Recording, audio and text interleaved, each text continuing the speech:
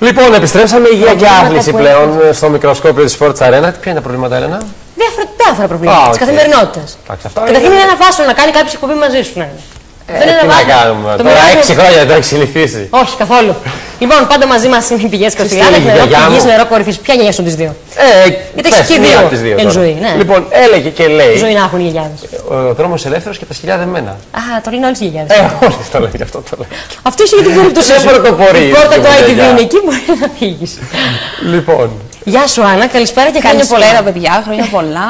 Τι κάνετε? Τι έγινε? Καλά, εσείς? Όπως μας άφησες, τσακωνόμαστε, περνάνε εκπομπές. Μια χαρά, ωραία τα πάμε. Καμία αλλαγή. Τι κάνεις? Είδαμε δεν έφαγες καθόλου, γραμμάριο δεν έχεις πάρει, σου λέει. Και εσείς μια από τα ίδια, παιδιά μου. Δηλαδή δεν μπορώ να πω. Δεν μπορώ να πω ότι δεν έφαγα. Είδα κάτι φωτογραφιούλες ωραίες, μια χαρά, ξεκουράστηκα. Πες τα. Σταματήστε. Μια χαρά. Όχι, σταματάμε τώρα που αρχίσαμε. Εσύ θα κάνεις gossip εκπομπή εκεί απέναντι. Ο καναπές του Χριστόφορου σε περιμένει. Ωραία, λοιπόν, πάμε όμως τώρα να δούμε ένα πολύ σημαντικό θέμα. Πολύ ενδιαφέρον θέμα, το οποίο θα μας αναλύσει σήμερα. Για πες μας. Λοιπόν, σήμερα θα μιλήσουμε για τα σκευάσματα και θα μιλήσουμε και για τα εργογόνα σκευάσματα και αθλητές. Θα εξηγήσουμε τι ακριβώς είναι. Για τα εργογόνα σκευάσματα τα οποία παίρνουν αθλητές. Ναι, για τους αθλητές. Ακριβώς. Σκευάσματα, λοιπόν, τα συμπληρώματα διατροφής. Αυτά τα οποία λέμε κοινό συμπληρώματα διατροφής. Αυτά δεν είναι? Γιατί ακούει άλλο σκεύασμα και του πάει το μυαλό στο απαγορευμένο. Γι' αυτό λέω. Υπάρχουν και απαγορευμένα όμως. Ναι, βέβαια. Θα τα αναλύσουμε όλα, μην μου ανησυχείτε καθόλου. Λοιπόν, συμπληρώματα διατροφής ονομάζονται τα σκευάσματα τα οποία τα λαμβάνουμε από το στόμα και τα οποία περιέχουν ουσίες μεμονωμένες ή συνδυασμένες και συνδυαζόμενα συστατικά τα οποία είτε λείπουν από την κανονική τροφή είτε είναι ανεπαρκείς σε ποσότητες. Τα σκευάσματα λοιπόν. Τα λέμε, δεν μπορούμε να τα παίρνουμε όλα από τις κανονικές τροφές, έτσι δεν είναι? Ναι, ακόμη και αν έχουμε ισορροπημένη διατροφή. Ναι, απλά να ενημερώσουμε ότι τα σκευάσματα ουσιαστικά δεν αντικαταστούν τις τροφές, δεν έχουν κάποιες θεραπευτικές ή άλλες ιδιότητες. Το μόνο που δεν έχουν κάποιες θεραπευτικές ή άλλες ιδιότητες. Πάνω σε όλα τα συμπληρώματα διατροφής. Δεν αντικαθιστούν την ισορροπημένη διατροφή. Το μόνο το οποίο κάνουν είναι να συμπληρώνουν τη διατροφή μας, και επίσης να συμπληρώνουν τη διατροφή μας και βοηθάνε σε διάφορα, ας πούμε, αν έχεις έλλειψη σε κάτι, σε θρεπτικά συστατικά και όλα αυτά. Σίγουρα δίνονται κατά εκατοντάδες τα σκευάσματα στο εμπόριο. Μπορούμε να πούμε ότι δεν είναι για όλους και πρωτίστως θα πρέπει να τα παίρνουμε τα θρεπτικά συστατικά από την τροφή. Μάλιστα. Να πούμε λιγάκι ποιοι άνθρωποι θα πρέπει και μπορούν να λαμβάνουν σκευάσματα. Σκευάσματα θα μπορούν να παίρνουν κυρίως άτομα τα οποία δεν τρέφονται σωστά, είναι πολλές ώρες εκτός σπιτιού, άτομα τα οποία δεν έχουν χρόνο να μαγειρέψουν, επίσης γυναίκες οι οποίες έχουν αυξημένη ροή κατά την έμεινο-ρίση, άτομα τα οποία δεν μπορούν να αφομοιώσουν τα θρεπτικά συστατικά και μπορούν να τα αποβληθούν αυτά εύκολα λόγω ότι μπορούν να έχουν μια ιατρική κατάσταση η οποία μπορεί να είναι μια διάρρεια, μια χρόνια διάρρεια, δυσανεξία. Το πιο απλό κάποιος να μην τρώει φρούτα και λαχανικά λόγω να παράδειγμα. Ακριβώς, δυσανεξίες, πολύ σωστά, Έλενα. Οπότε, όπως καταλαβαίνετε, ότι είναι μια ιατρική κατάσταση η οποία μας βοηθάει το συμπλήρωμα σε όλες αυτές τις καταστάσεις. Πάλι επίσης πολύ σημαντικά για έντονη φυσική δραστηριότητα. Είναι πολύ σημαντική και για αθλητές, γιατί υπάρχει αυξημένος καταβολισμός. Τι σημαίνει ο καταβολισμός? Σημαίνει καίγονται πολύ εύκολα τα θρεπτικά συστατικά, πιο γρήγορα από ό,τι περιμένουμε. Πολύ γρήγορα καύσεις. Ακριβώς. Με αποτέλεσμα να χρειαζόμαστε και συμπληρώματα και για τους αθλητές και σε υψηλής έντασης άσκησης, αλλά και σε περιπτώσεις που κάποιος έχει υποστεί ένα χειρουργείο, έχει πρόβλημα στην πεπτική οδό και χρειάζεται συμπληρώματα. Συζητημένες περιπτώσεις. Δηλαδή, κάποιος ο οποίος έχει ισορροπημένη διατροφή πρέπει να τα αποφεύγει. Όσο μπορούμε, δηλαδή, όσο ξέρουμε και καλύτερη και αυτό που θα συμβουλέψουμε και πρώτα εμείς οι διαιτολόγοι είναι πρώτα απ' όλα θα παίρνουμε φυσιολογικά από τα θρεπτικά συστατικά τροφές. Αλλά τώρα, όσον αφορά σε αυτά, υπάρχουν και συμπληρώματα τα οποία έχουν βοηθήσει κατά πάρα πολύ και έχουν και εργογόνο δράση, αυτό που θα πούμε τώρα για τους αθλητές.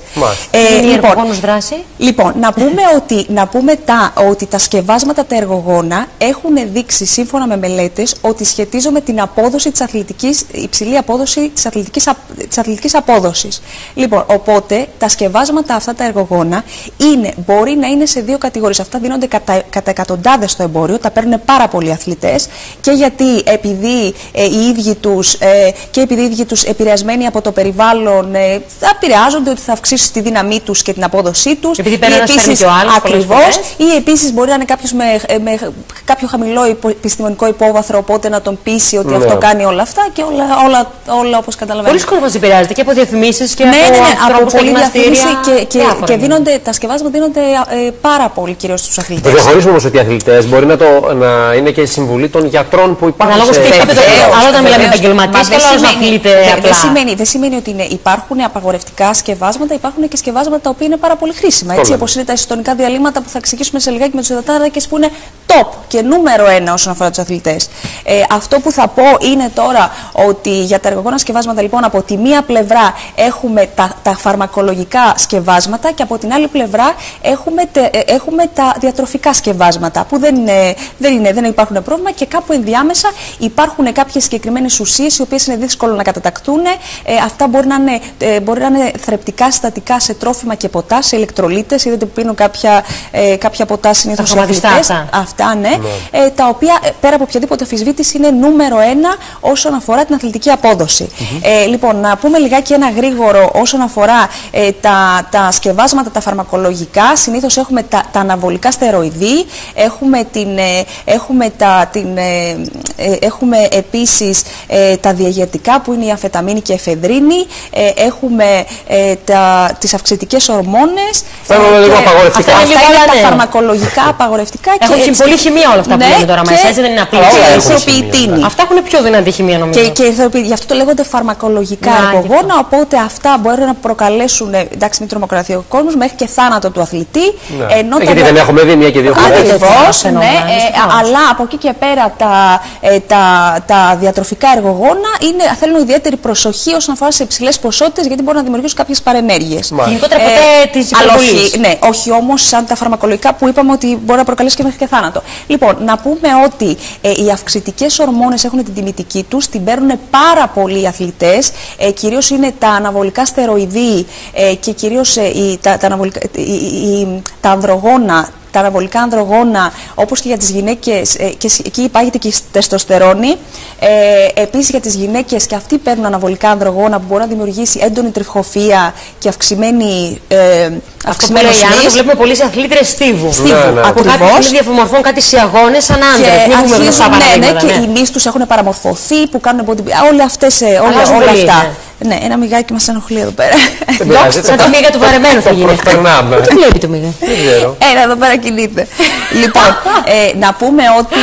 να πούμε ότι όσον αφορά να πούμε ότι κάθε φορά ο καθένας θα πρέπει να κάνει εξετάσεις αίματος, έτσι, να ελέγχει τις ετικέτες, την ημερομηνία λήξης, προσοχή σε περίπτωση που πάρουμε παραπάνω θρεπτικά συστατικά από σκευάσματα και αυτά μπορεί να δημιουργήσουν παρενέργειες, οπότε πάντα να το ελέγχουμε. Και να πούμε όσον αφορά και τα διατροφικά εργογόνα, με ενοχλεί αυτό, και τα διατροφικά εργογόνα. Βλέπουμε κάτι. Δεν το βλέπετε εσείς. Λοιπόν, όσον αφορά τα διατροφικά εργογόνα, λοιπόν, είναι οι υδατάνθρακες, τα αμινοξέα και οι πρωτεΐνες, η κρεατίνη, η καρνιτίνη, το HMB, που είναι β-υδροξύλι β με βουτυρικό οξύ, και τα αντιοξυδοτικά που είναι α-σε, οι βιταμίνες και τα ιχνοστοιχεία, και είναι και λιποδιαλύτες. Πάμε να πούμε ένα γρήγορο όσον αφορά τους υδατάνθρακες. Οι υδατάνθρακες είναι, καταρχήν θα πρέπει να τα παίρνουμε πρωτίστως, όπως και κάθε άλλο θρεπτικό συστατικό, από την τροφέ μας, έτσι. Αλλά από εκεί και πέρα θα πούμε ότι αν λαμβάνουμε το 50% του υδατάνθρακα, του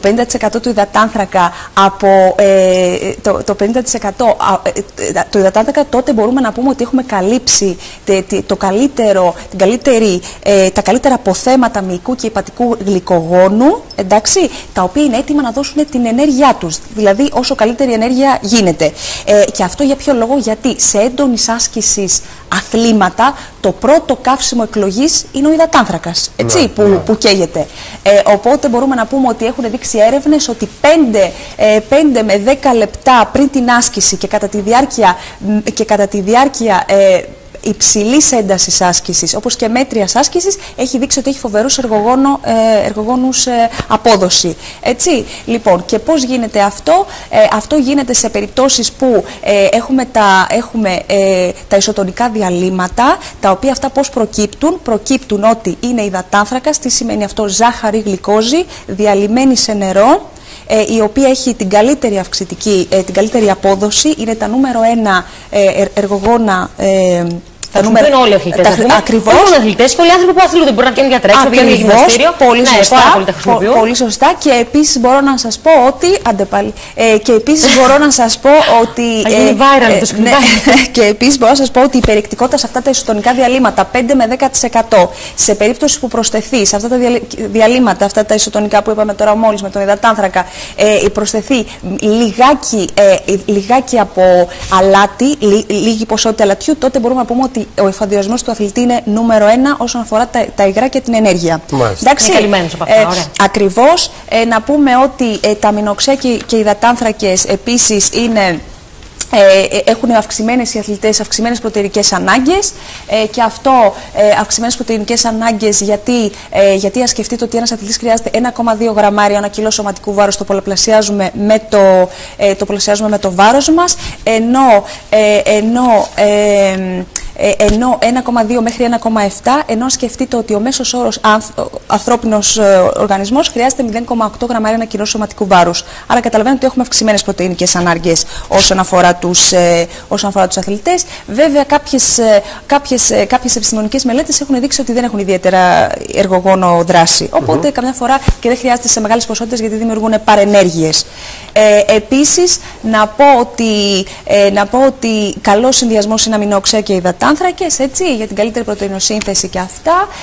Να σας πω επίσης για το HMB που είπαμε πριν, είναι μεταβολίτης του αμινοξέους λευκίνη, ο οποίος αυτός πάλι μας βοηθάει στην αύξηση του μη και στην απόδοση. Και πάμε να πούμε λιγάκι γρήγορα για τα συμπληρώματα που σας είπα, που είναι τα σκευάσματα βιταμινών και ιχνοστοιχείων. Βιταμίνες έχουμε υδατοδιαλυτές, που είναι υδατοδιαλυτές οι οποίες είναι B1, B2, B6, B12, φιλικό οξύ, ασκορβικό οξύ, που έχετε ακούσει είναι η βιταμίνη C. Εντάξει, και σε αυτά ακριβώς οι υδατοδιαλυτές βιταμίνες αποβάλλονται εύκολα από τα ούρα, ενώ οι υδατοδιαλυτές βιταμίνες μπλοκάρουν στο λιπόδι ιστό και στο λιπόδι ιστό και στο ύπαρ. Οπότε δεν μπορούν να αποβληθούν τόσο εύκολα. Αυτές κυρίως είναι οι λιποδιαλυτές α, δ, και κ. Εντάξει, στον οργανισμό, άρα. Ακριβώς. Και το ίδιο. Παίρνετε λιποδιαλύτες, όσοι θέλετε να δυνατήσετε. Ναι, αυτό είναι μεγάλη κουβέντα για τις λιποδιαλύτες. Το κάνεις ένα επόμενο θέμα αυτό, άμα προλάβουμε. Για τις λιποδιαλύτες. Γιατί είναι και σημείο όχι μόνο των καιρών και της εποχής. Ναι. Ο κόσμος θέλει να δυνατήσει άμεσα. Ωραία, και αυτό που θέλω να πω είναι ότι δεν πρέπει να παίρνουμε. Αν κάποιος έχουν δείξει έρευνες ότι σε περίπτωση που κάποιος έχει ανεπάρκεια, όντως έχει βοηθήσει την καλύτερη απόδοση. Αν όμως είμαστε επαρκείς από συμπληρώματα και βιταμινών και ιχνοστοιχείων, δεν έχει δείξει κάποια ιδιαίτερη εργογόνο δράση. Πρέπει να γίνονται εξετάσεις. Εξετάσεις ακριβώς πριν, τις αιματολογικές αυτές που είπαμε. Το ίδιο ισχύει και για τα ιχνοστοιχεία. Σε περίπτωση που υπάρχουν ανεπαρκείς ποσότητες, μας βοηθάει καλύτερη στην απόδοση. Αλλά αν είμαστε επαρκείς σε ποσότητες για τα ιχνοστοιχεία, μπορεί να είναι μαγνήσιο, κάλιο, νάτριο, ασβέστιο, μπορεί να είναι σίδηρος. Ο σίδηρος επίσης έχει δείξει ότι συμπληρώματα σιδήρου αποθηκεύουν, μεταφέρουν και την καλύτερη ενέργεια όσον αφορά στους μυς, και έχουν γίνει κάποιες έρευνες σε σιδηροτονικούς ασθενείς και όχι σε ανεμικούς, και έχουν δείξει ότι βελτιώνεται με τα συμπληρώματα σιδήρου ο σίδηρος, αλλά σε περίπτωση που δεν υπάρχουν ανεπάρκειες δεν έχουμε και κάποια ιδιαίτερη εργόνο δράση. Κρεατίνη, νούμερο 1 top. Εντάξει, το παίρνουν πάρα πολύ. Αυτό που μπορώ να σας πω για την κρεατίνη είναι ότι τώρα βέβαια θα το καταλάβει και ο κόσμος, εντάξει, δεν πειράζει. Είναι λίγο τέτοια κρεατίνη, όμως δεν είναι απλό, νομίζω. Είναι, αλλά το παίρνουν πολύ συχνά. Είναι συστατικό της φωσφοκρεατίνης, της πιο άμεσης και πιο μικρής πηγής ανασύνθεσης του ATP, του ενεργειακού μας νομίσματος στους μυς. Δηλαδή, μας παρέχει την καλύτερη ενέργεια. Εντάξει, σκεφτείτε ότι είναι άφθονη στο κρέας, λαμβάνουμε 1 γραμμάριο από τις τροφές και 1 γραμμάριο συνθέτεται από τον οργανισμό μας, εντάξει, και σε αυτές τις περιπτώσεις μπορούμε να πούμε ότι είναι από τα πιο δημοφιλή εργογόνα και έχουν δείξει ότι τις καλύτερες αποδόσεις όσον αφορά σε αθλητές οι οποίες ασχολούνται με ταχύτητα και δύναμη. Εντάξει, κυρίως σε αυτές. Ναι, αν σκεφτείτε ότι η συνιστόμενη δόση και για την κρεατίνη είναι 20 γραμμάρια. Εντάξει, 20 γραμμάρια την ημέρα για 5 ημέρες και επανάληψη για κάθε μήνα. Εντάξει. Και επίσης έχουμε πει, πάλι μπορούμε να πούμε και για την κρεατίνη, ότι καλός είναι ο συνδυασμός μαζί με υδατάνθρακες, βοηθάει στην πρωτεϊνοσύνθεση και όλα αυτά. Είπαμε για και τώρα να κλείσουμε και για καρνιτίνη και καφεΐνη. Η καρνιτίνη είναι ένα επίσης σκεύασμα το οποίο. Έχω ακούσει το παίρνουν αυτοί που θέλουν να δυνατήσουν. Ακριβώς, βοηθάει. Έχει πολλά συνεδεστικά προϊόντα καρνιτίνη. Έχει δείξει. Κοιτάξτε τώρα, αυτές οι έρευνες είναι αμφισβητούμενες. Κατάλαβες, δηλαδή από τη μία έχει δείξει για την οξύδωση του λίπους στη λιπόλυση ότι βοηθάει και μειώνει και την κόπωση όσον αφορά σε αθλήματα αντοχής. Μας βοηθάει όσον αφορά για την κόπωση. Το χρόνο, ακριβώς. Θα το πω έτσι λαϊκά. Από εκεί και πέρα όμως. Σιγά μη σου δημιουργεί και μια λεοπάρδα. Αυτό που μπορώ να πούμε ότι τη συνιστόμενη δόση είναι 50 μιλιγκράμμ, εντάξει, και επιστημονικές όμως έρευνες έχουν δείξει ότι δεν έχουν και ιδιαίτερα ούτε αυτά τα κάνουν, ούτε βοηθάει στην αερόβια, ούτε κάνει καύσεις λίπους. Υπάρχουν και αυτές, είναι και λίγο. Και πάμε να πούμε και για την καφεΐνη. Η καφεΐνη είναι επίσης ένα σκεύασμα το οποίο προέρχεται από τον καφέ, από την κοκακόλα, από το τσάι, σοκολάτα και αυτά όλα. Και επίσης μπορούμε να πούμε για την καφεΐνη ότι βοηθάει στην αύξηση στη διέγερση του κεντρικού νευρικού συστήματος, ενεργοποιεί τη λιπόλυση, αυτό που είπες πριν, βοηθάει. Ακριβώς, βοηθάει στην αύξηση της συσταλτικότητας των μειών και έχουν δείξει εργογόνους προεκτάσεις, δηλαδή είναι σαν εργογόνο σκεύασμα. Αυτό που μπορώ να σας πω είναι ότι από το 2004 ήταν απαγορευμένη η καφεΐνη γιατί θεωρούταν ουσία ντόπινγκ. Από το 2004 και μετά δεν θεωρείται ουσία ντόπινγκ, οπότε μπορεί να είναι κανονικά χρησιμοποιείται. Και στους επαγγελματίες αθλητές. Ακριβώς. Κυρίως, γιατί. Ναι, η συνιστόμενη δόση για την καφεΐνη είναι 3 μιλιγκράμμα ανά κιλό σωματικού βάρους. Είπαμε το πολλαπλασιάζουμε με το βάρος μας, που τι σημαίνει αυτό? Σημαίνει 3 φλιτζάνια στιγμιαίου καφέ. Το 3 μιλιγκράμμ ανά κιλό σωματικού βάρους αντιστοιχεί σε 3 φλιτζάνια στιγμιαίου καφέ. Το οποίο είναι καλό να δίνεται 1 ώρα πριν την άσκηση, εντάξει, 1 ώρα πριν την άσκηση, και είναι ένας καλός χρόνος, και εδώ δεν συνιστώ ιδιαίτερη καφεΐνη για ανηλίκους. Και τέλος κλείνουμε ότι υπάρχουν και άλλα που έχουν άλλες εργογόνους δράσεις, άλλες έχουν δείξει αυτό, άλλες έχουν δείξει έρευνες ότι δεν έχουν. Μπορούμε να πούμε ότι είναι η λεκιθίνη, η νοσίνη, η ταυρίνη, το γκουαρανά και το τζίνσεκ, φεύγουν πάρα πολύ. Επίσης και φτάνει σε πάρα πολλά το γκουαρανά και το τζίνσεκ, ναι, η γύρι, ο βασιλικός πολτός, η σόδα, τώρα ξεχνάω για κανένα. Δικαιολογούμε. Λοιπόν, αυτά για περισσότερες διατροφικές συμβουλές από την Άννα Σπανού. Πού σε βρίσκει κάποιος? 28 Οκτωβρίου, εκεί είστε στο ΑΠΕ Πρωτονοτέ. Σωστά. Αριθμό? Παρακαλώ. 17. Σωστά. Να το, είδες, το πέτυχα. Πώς. Με τα πολλά. Λοιπόν, ευχαριστούμε πολύ. Και εγώ ευχαριστώ, παιδιά. Θα έχουμε την ευκαιρία να πούμε ένα ακόμα θέμα πριν το κλείσιμο της σεζόν, πιστεύουμε. Βεβαίως. Και πάμε γρήγορα.